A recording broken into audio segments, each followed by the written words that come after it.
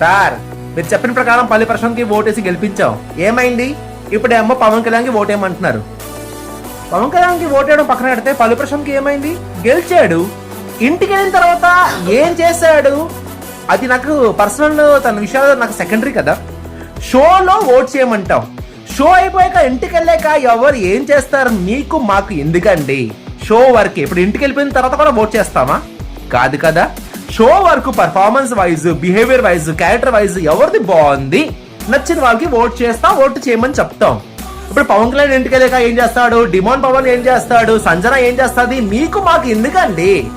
షోలోని contestant గా బాగున్నారా, బాగా ఆడుతున్నారా, లేదా ఏదో నాటకాలు చేస్తున్నారా, దాని పరంగా ఎవరైనా ఓటింగ్ వేస్తారు.